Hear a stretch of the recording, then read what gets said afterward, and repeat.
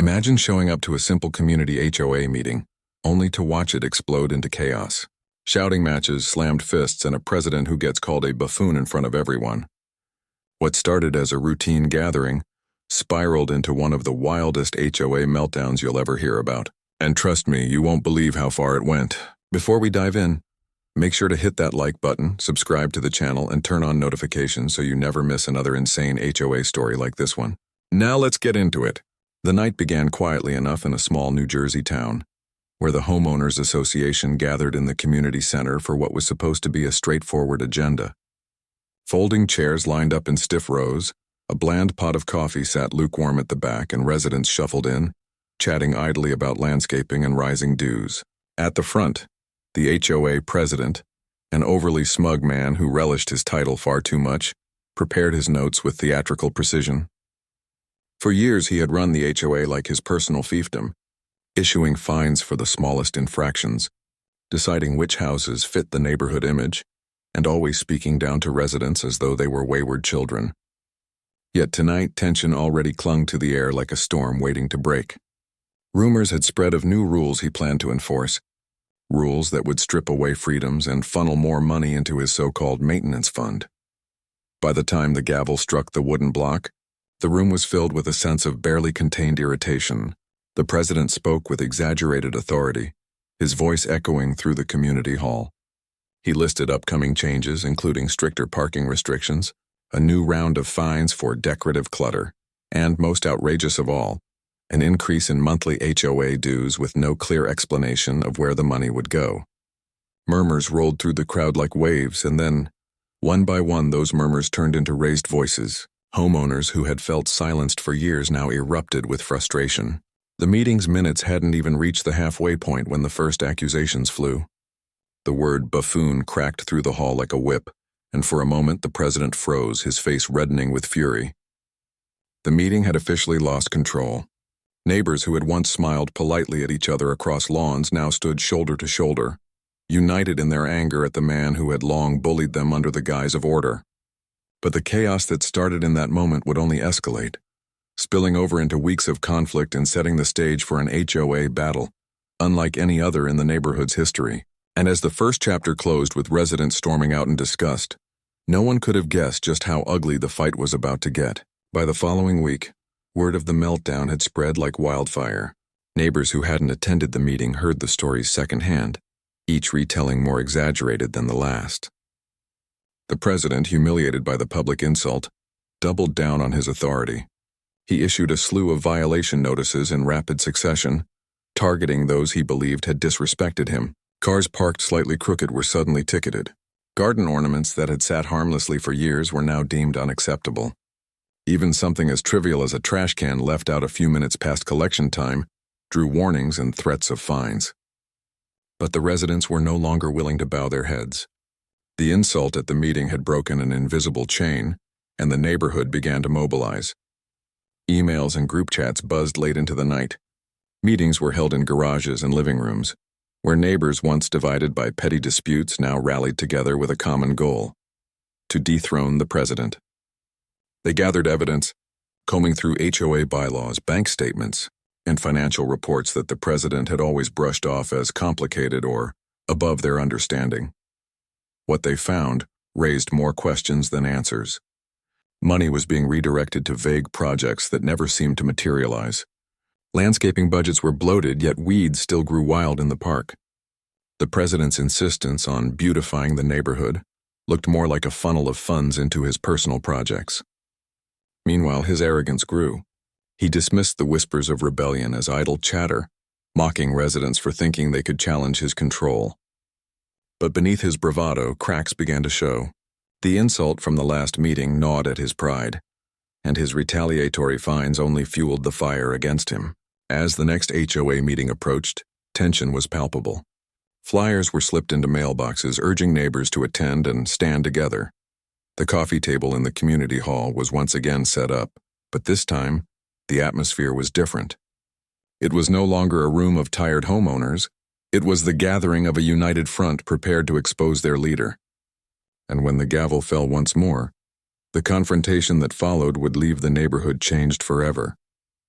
The second meeting started in strained silence, every seat filled and more residents standing against the walls. The president tried to command the room with his usual bravado, but his voice wavered under the weight of so many eyes fixed on him. The agenda was ignored almost immediately as residents demanded answers. Financial records were read aloud, with neighbors pointing out glaring discrepancies. The supposed landscaping expenses didn't align with the shabby condition of the grounds. The community improvement projects never existed beyond vague notes in the budget. And then came the accusations of favoritism, how certain families never seemed to face violations while others were fined repeatedly for the smallest things. The president grew increasingly defensive, sweat gathering at his temples as he barked back, trying to maintain control. But the room was no longer his. Each revelation further eroded his credibility, each voice raised against him chipping away at his dominance. And then, with a flourish that shocked even his allies, one resident produced copies of receipts suggesting that funds had been used for personal expenses. Restaurant bills, home improvement supplies, even a vacation rental. Gasps filled the hall as the evidence was laid bare. The president, cornered, lashed out in anger, calling the crowd ungrateful, incompetent, and unworthy of his leadership. His outburst only solidified what many already knew. His reign was over. But as the meeting ended in chaos once again, with residents demanding his resignation, the president refused to step down. Instead, he vowed to tighten his grip further, convinced he could outlast the rebellion. Yet behind closed doors, neighbors began drafting petitions, consulting legal advice, and plotting a recall vote. The battle lines were drawn, and what had begun as a single insult had now evolved into an all-out war for control of the HOA. Weeks turned into months, and the neighborhood transformed into a battlefield of paperwork, whispers, and simmering hostility. Petitions circulated quietly at first, then openly, as more residents signed on to remove the president from power. Yard signs appeared, some demanding change, others defending the president's authority. Families who once waved casually at each other across driveways now eyed one another with suspicion, their alliances clear by where they stood in the fight. The president, meanwhile, dug in deeper. He issued letters filled with threats of lawsuits, warning that any attempt to remove him would lead to financial ruin for the HOA. But his threats rang hollow as the movement against him grew. Residents compiled a thick binder of evidence documenting years of questionable fines, unexplained spending, and manipulative tactics. Meetings became increasingly hostile, with shouting matches breaking out before agendas could even be read. The community center was filled with the sound of gavel strikes desperately trying to restore order, but no amount of pounding could drown out the anger of a neighborhood betrayed. At last, the recall vote was scheduled. The night of the vote felt like the climax of a long, exhausting saga. Every resident who could attend did, filling the hall until it was standing room only. Ballots were cast in silence, each slip of paper carrying the weight of years of frustration. When the count was announced, the result was undeniable. By a landslide, the president was removed. Gasps, cheers, and sighs of relief filled the hall, while the man at the center of it all sat stunned, his empire crumbling around him. The neighborhood had finally broken free from his grip. But even as the celebration began, a lingering question remained. How long would the scars of this battle last? And would the community ever truly heal from the chaos that had consumed it? The aftermath was messy, as all revolutions tend to be. With the president gone, the HOA was left in disarray. Interim leadership was appointed, and committees formed to restore transparency and rebuild trust. Financial records were audited, revealing just how deep the misuse of funds had run. Repairs long neglected were finally addressed, and fines were rolled back or forgiven. Yet not everything was easily fixed. Neighbors still carried grudges from the months of division, and it took time for civility to return to the streets. Some families moved away, unwilling to stay in a place that reminded them of bitter conflict. Others stayed, determined to see the community rise from the ashes of its drama. Over time, the neighborhood did begin to heal. Barbecues returned to backyards, children played freely in the park, and new friendships formed across fences.